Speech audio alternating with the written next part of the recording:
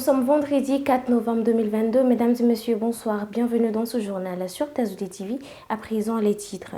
Pour protester contre les propos blasphématoires d'un jeune contre l'islam, la communauté musulmane du Mali s'est mobilisée ce vendredi dans son ensemble. Les détails dans ce journal.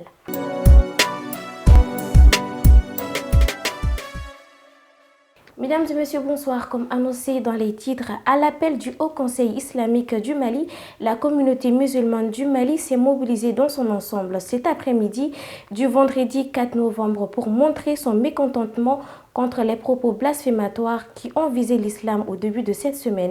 À Bamako, le rassemblement s'est déroulé au boulevard de l'Indépendance, compte rendu Moussa Samake et Oumou Waled. Ce vendredi, mobilisation générale de la communauté musulmane sur toute l'étendue du territoire contre les propos blasphématoires dans une vidéo ayant visé l'islam cette semaine. En colère, les musulmans montrent qu'ils sont prêts à affronter le feu pour protéger l'islam. Vous savez qu'il y a eu profanation du Coran et nous avons été atteints dans notre dignité religieuse. Donc c'est pour cela que nous avons fait acte de présence pour démontrer tout notre mécontentement en faveur de ces actes ignobles, donc qui n'arrangent pas en ce moment du XXIe siècle la stabilité ni la cohésion sociale. Donc en XXIe siècle, ce qui doit être en exil, c'est l'acceptation de l'autre et le respect d'autrui à la limite de sa dimension. Outrés par l'acte, beaucoup de musulmans manifestent en mettant la sacralité de l'islam au sommet suprême, condamnent avec fermeté les propos blasphématoires contre leur religion qui constituent des menaces pour la paix et la stabilité sociale. Pour condamner celui qui a insulté le prophète, qui a insulté les Saint-Coran, qui a insulté toute la communauté islamique dans tout le monde. Donc on est là pour condamner ça, pour montrer notre colère et notre désagrément. On a voulu montrer ici aujourd'hui, au boulevard de l'Indépendance, l'unité des musulmans, la force de l'islam, la force de la communauté musulmane au Mali, le fait majoritaire au Mali. Aujourd'hui et en ces moments, là où nous sommes, le même rassemblement, le même regroupement est en train de se tenir partout au Mali, dans les régions, dans les cercles, un peu partout sur l'étendue du territoire par la communauté musulmane du Mali.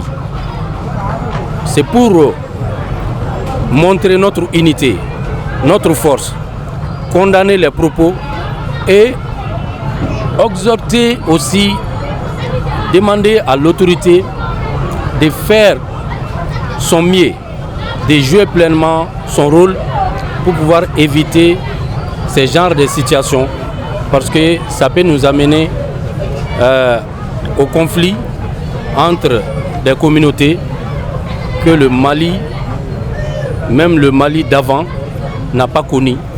Et on ne se retrouve pas, on ne se reconnaît pas dans ça. On se reconnaît dans l'unité, dans la diversité, l'unité dans la diversité. On se reconnaît, nous les musulmans, dans le vivre ensemble, depuis avant. On se reconnaît dans la cohésion entre même les religions, entre les ethnies. Mais voir aujourd'hui un secte qui se réclame des noms de Kamites et qui pense que pour que leurs croyances puissent être valorisées, il faut qu'ils s'attaquent à la croyance des autres.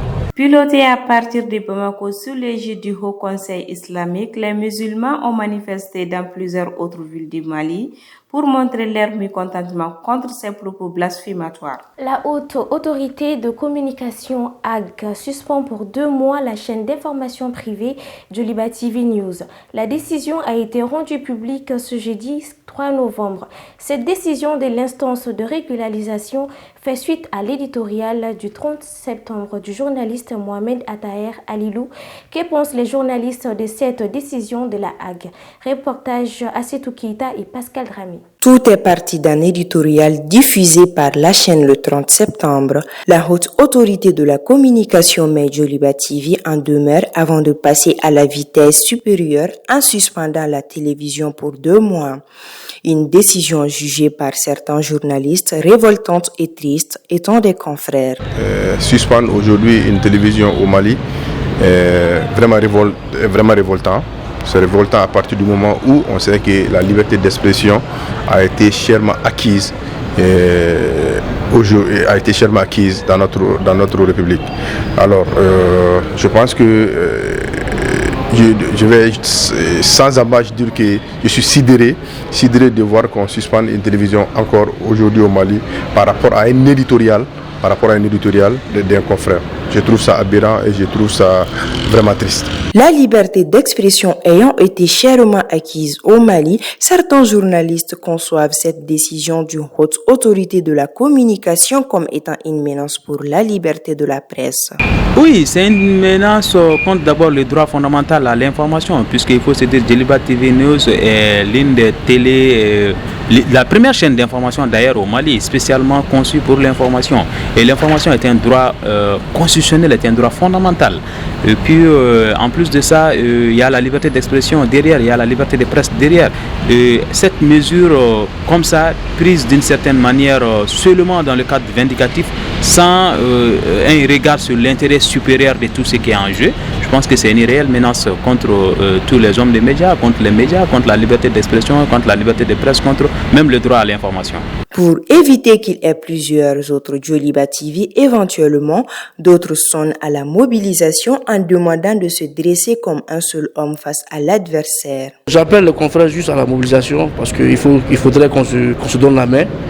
Il faudrait qu'on se donne la main, qu'on ne se laisse pas faire, qu'on se donne la main pour pouvoir vraiment passer ce moment-là et parler d'une seule voix afin que ce genre de truc n'arrive plus. Voilà, parce que la liberté de la presse a été chèrement acquise. Il faut signaler que la chaîne dispose 3 jours pour faire un recours gracieux auprès de la haute autorité de la communication. La lutte contre le terrorisme. Depuis quelques mois, les groupes terroristes islamiques au Grand Sahara et le groupe de soutien à l'islam et aux musulmans s'affrontent depuis déjà quelques mois dans la région de Ménaka. Mais ces combats se sont accentués ces dernières semaines. Commentaire Nafissatou Berté. Quand les ennemis s'entretuent, la République applaudit. Selon plusieurs médias et des sources locales, le groupe de soutien à l'islam et aux musulmans JNIM Diyad Agali et l'État islamique au Grand Sahara, EIGS, s'affrontent depuis mars dans la région de Ménaka. Mais dans ces dernières semaines, ces affrontements ont été violents. D'après les mêmes informations, l'EIGS a reçu le soutien de plusieurs groupes armés Touareg, signataires des accords d'Alger contre le groupe du rebelle Iyad Agali. Alors que l'EIGS, branche sahélienne de l'État islamique, n'a cessé de gagner du terrain dans cette région du nord-est du Mali, faisant de très nombreuses victimes parmi les populations civiles, mais aussi dans les rangs des groupes armés signataires des accords d'Alger présents dans la zone. Le groupe de soutien à l'islam et aux musulmans JNIM de Iyad Agali a revendiqué plusieurs victoires dans des localités jusqu'ici tenues par leurs adversaires. En 7 mois, ces violents combats entre ces deux groupes terroristes auraient fait plus de 900 victimes. En début de cette semaine, la mort de l'un des fils du chef de l'État islamique au Grand Sahara, EIGS, Iyad Agali, a fait des échos partout. Mais l'information n'est encore confirmée par aucune source officielle. Mesdames et messieurs, à présent, place à l'actualité internationale en brève et en images commentée par Awa Traoré. En Afrique, le géant minier Clagor Energy est condamné à payer 280 millions de livres sterling, 321 millions d'euros d'amende et de confiscation. La décision de confiscation qui consiste à ordonner à un défendeur condamné de rembourser les biens obtenus de manière criminelle s'est élevée à 93,48 millions de livres et l'amende à 182,94 millions de livres. La société de négoce de matières premières et d'exploitation minière qui avait plaidé coupable de 7 chefs d'accusation de corruption liés à ses opérations pétrolières en Afrique, a également été condamné à payer des frais de poursuite de 4,55 millions de livres. La condamnation fait suite aux découvertes faites le 2 novembre lors du procès de Clagor à la Southwark Crown Court à Londres. Malgré le verdict, le paiement fait pâle figure par rapport aux bénéfices du géant minier pour 2021 qui s'élève à 21,3 milliards de dollars, soit 83% de plus qu'en 2020 en raison de la hausse des coûts du pétrole et du gaz dans le monde. En Corée du Nord et Sud, les deux pays se livrent à une démonstration de force dans les airs. Après les tirs d'artillerie et de musées à répétition ces derniers jours, ce vendredi 4 novembre, c'était autour d'une démonstration aérienne. Les deux côtés de la ligne de démarcation, les armées ont fait voler des avions de combat. 180 avions de combat ont été déployés ce vendredi par Pyongyang, un chiffre très impressionnant, mais ces avions n'ont pas dépassé la ligne d'action tactique selon l'armée sud-coréenne, une ligne virtuelle utilisée par la Corée du Sud pour sa défense aérienne. Cela signifie en clair qu'il ne s'agira pas d'une violation des accords intercoréens en vigueur, mais comme un symbole de la volonté de Séoul à répliquer rapidement aux agissements du voisin ces derniers mois. 80 avions ont décollé du côté sud de la frontière, dont des avions furtifs. Cette démonstration de force aérienne coïncide avec les exercices militaires conduits par la Corée du Sud et les États-Unis depuis lundi qui mobilisent 280 avions de combat. En République démocratique du Congo, dans une allocution télévisée, le président Félix Tshisekedi a appelé ce jeudi 3 novembre à la jeunesse de son pays à s'organiser en groupe de vigilance face à la rébellion du M23, a-t-il réaffirmé, bénéfice de l'appui du Rwanda. La guerre qui est imposée exige des sacrifices, a-t-il déclaré en appelant ses compatriotes à taire leurs divergences pour faire front. Car d'après Tshisekedi, la nation a besoin de l'engagement de toutes ses filles et ses fils. Mesdames et messieurs, à présent, place à la page « Connais-tu ton pays ?» Le saviez-vous? Le Libéria, en forme longue, la République du Libéria est un pays d'Afrique de l'Ouest, bordé au sud-sud-est et à l'ouest-sud-ouest par l'océan Atlantique, au nord-ouest par la Sierra Leone, au nord par la Guinée et à l'est par la Côte d'Ivoire. Première nation d'Afrique à avoir, à l'époque contemporaine, obtenu son indépendance en 1847. Le Libéria est présidé depuis le 22 janvier 2018 par George Weah. Sa capitale est Monrovia. Indépendant depuis 26 juillet 1847, la superficie totale de Libéria est 111 369 km².